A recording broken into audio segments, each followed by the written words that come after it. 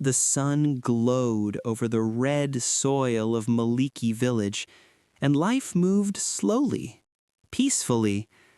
But peace had nothing to do with Kayonga.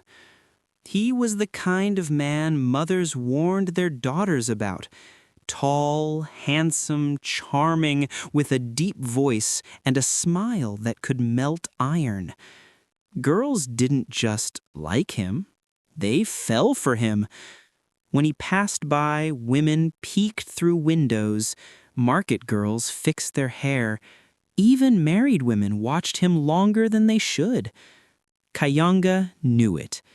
He enjoyed it. It fed his ego.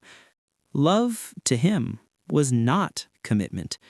Love was a game he played brilliantly, and until now, he had never lost.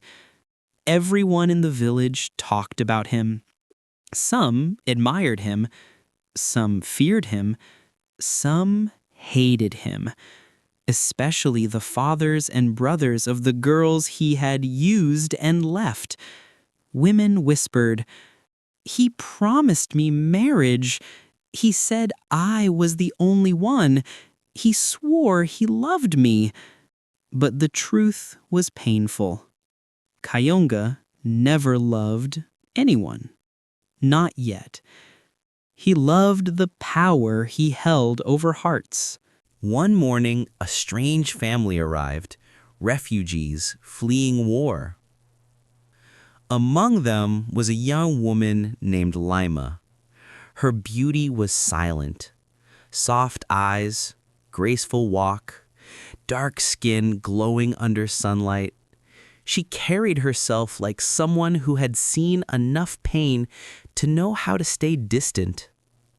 Kayonga noticed her immediately, and for the first time in his life, he felt curiosity, not lust. She didn't look at him, didn't smile, didn't react. She walked past him as if he were a shadow, and that made her interesting. Kayonga approached her with the confidence that broke 100 hearts. Kayonga, "Welcome to Maliki. I'm sure you'll love it here." She glanced at him with calm eyes. "Lima, I didn't come here to love a place. I came to survive." And she walked away. No smile, no fear, no interest. Kayonga stood frozen, shocked. For the first time ever, his charm failed. Days passed. Kayonga tried again. He brought her flowers. She refused. He offered help. She ignored him. He complimented her beauty. She stared and said, "Beauty means nothing if the heart is empty." That sentence sliced his pride. People began noticing something strange. Kayonga, the hunter, had become the one chasing. And the village watched with curiosity. Kayonga went home angry, not because she rejected him, but because her words echoed in his mind. If the heart is empty. He stared at himself in a cracked mirror. For the first time, he saw not charm, but emptiness. A life full of bodies, but no meaning. He didn't like that feeling. Meanwhile, rumor spread. Girls he used began talking louder. Some cried. Some confronted him. Some warned Lima. "He is poison. Don't trust him." But Lima always replied calmly. "A snake doesn't hide its nature. Only fools pretend they didn't see." Still, she didn't hate him. She just didn't believe him.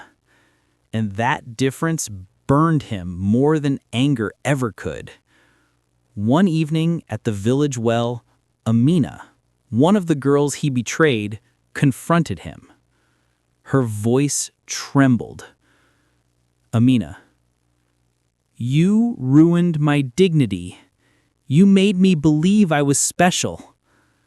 Kayonga tried to brush it off, but this time, the guilt stayed. Lima watched from a distance, expression unreadable. Kayonga walked away with heavy steps. The great Kayonga felt something strange. Regret. Kayonga stopped chasing new girls, stopped flirting, stopped laughing loudly in the marketplace. Instead, he woke early, helped elders, worked on farms, stayed quiet. Villagers whispered, "Has Kayonga changed?" But others said, "No, he's just pretending because of the new girl." Nobody knew the truth yet, not even Kayonga. One night, he found Lima sitting under a tree watching the stars. He sat beside her, quietly. After a long silence, he whispered, "Tell me why you don't trust me." She didn't look at him. "Because you never respected the hearts that loved you." He swallowed hard. "Can I change?" Finally, she turned to him and said, "Change isn't something you speak. It's something others see." Weeks passed, and slowly the village saw differences in Kayonga. He no longer flirted with anyone. He spoke with respect. He apologized when needed. He helped widows, elders, and children with genuine care, not performance. Some believed it, some didn't. But Lima watched silently, not impressed, not convinced, but curious. One evening, Fatima, one of the women he left heartbroken, approached him softly. Her eyes still carried love. Her voice trembled. "Fatima, you don't need to chase Lima. You already had me. I still care for you." Old Kayonga would have used her again. But now, he gently stepped back. "Kayonga, you deserve someone who values you." Fatima blinked, shocked, speechless. That moment reached Lima's ears, and for the first time, she smiled privately. Not for Kayonga, but for change. One night, Aisha's father, the chief, summoned Kayonga. Kayonga entered the hut with lowered eyes. The chief stared with disappointment and anger. "Chief, you humiliated my daughter. Do you think time erases pain?" Kayonga swallowed guilt. "Kayonga, I was foolish. I can't undo the past, but I can change the man I am today." The chief studied him for a long moment before saying, "True remorse is not shown in words, but in sacrifice." Kayonga left with heavy shoulders, yet stronger spirit. One evening, Kayonga found Lima crying quietly near the river. He approached softly. She didn't hide her tears. She whispered, "I wasn't always strong. I trusted someone once, and he destroyed me." For the first time, Kayonga saw the wound behind her calm heart. He didn't speak. He didn't comfort. He simply sat, present, silent, respectful. And that silence healed a small corner of her heart. The annual festival arrived. Drums, music, laughter. Girls danced beautifully, hoping Kayonga's eyes would find them again. But Kayonga danced only once, with Lima. Their hands barely touched, yet the air around them felt charged, full of something unspoken, soft, slow, real.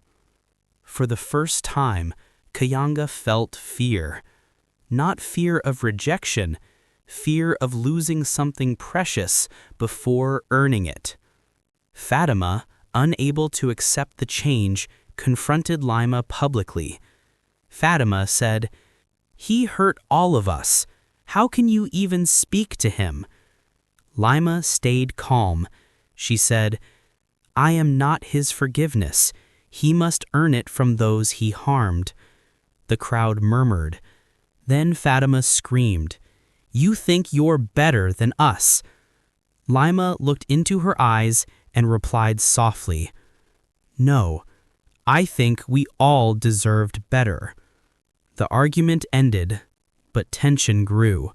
Kayanga felt guilt burn inside. One late evening, a young boy slipped near the well and fell unconscious. Kayanga didn't hesitate. He carried the boy miles through the dark forest to the healer.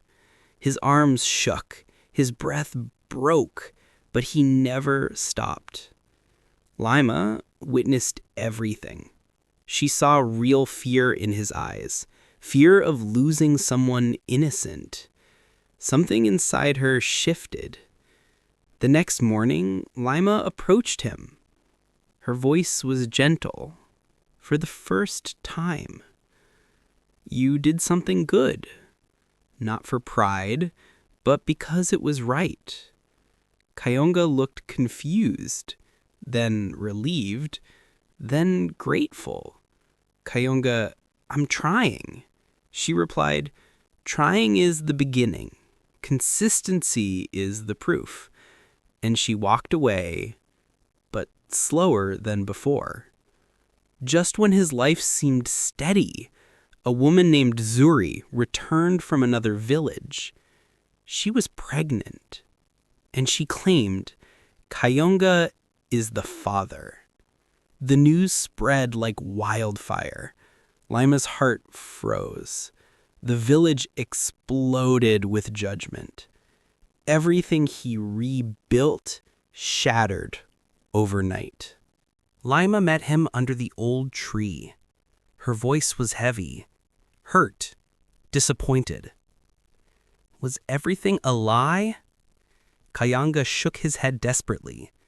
"No, the child is mine, but the mistake happened before I changed." She stared into his eyes, searching for truth. Finally, she whispered, "Your past still bleeds into today." And she walked away, this time faster, as if running from pain. Kayanga isolated himself. No flirting, no excuses, no denial. He accepted responsibility for the unborn child. He helped Zuri financially, without love, but with duty. People mocked him. Some spat at him. Some threatened him. But he endured, because transformation requires pain. Months later, Zuri gave birth to a baby girl. Everyone expected Kayanga to disappear. Instead, he named her Nafasi, meaning second chance. He held the baby gently, whispering, "You will not suffer because of my sins." Women who hated him began seeing sincerity, not manipulation. Lima heard everything, but stayed distant. Lima walked toward him slowly. Everyone watched breathlessly. She spoke clearly. "Lima, you have changed, not to impress me, but to face yourself." She stepped closer. "I will not be your reward, but I will walk beside you if you continue to grow." Kayanga's eyes filled with tears. Hope returned, but gently, not greedily. Lima made one condition. 1 year of loyalty. No lies, no shortcuts. Kayanga accepted. The year tested him. Temptations returned. Doubters mocked him. Mistakes tried to repeat themselves. But he stayed true. Lima watched, quietly, but always watching. And slowly, love grew. Not rushed, not forced, not stolen, but earned. Over time, women he hurt forgave him. Not all, but many. Some healed through closure. Some healed through distance. Some healed through watching him become better. The greatest healing wasn't theirs. It was his. After 1 full year, Lima finally said, "Lima, you are no longer the man who breaks hearts." Kayonga smiled, tears falling. Then she continued, "Now, you are the man who protects them." And she accepted his hand. Drums filled the air. Children danced. Women sang. Elders blessed them. Kayonga stood proudly, not as a playboy, but as a man who earned respect. Lima walked toward him, graceful, peaceful, strong. They exchanged vows full of honesty. Not perfect love, but honest love. The village cheered. Even the sky seemed to smile. Years later, Kayonga sat with his daughter Nafasi on his lap. She asked softly, "Baba, why do people say you changed the history of this village?" Kayonga smiled gently and replied, "Because, my child, love is not measured by how many hearts you touch, but by how many you protect." He took a deep breath and added, "A man who plays with hearts may feel powerful, but a man who respects them becomes unforgettable." Lima placed her hand in his, proud, calm, in love.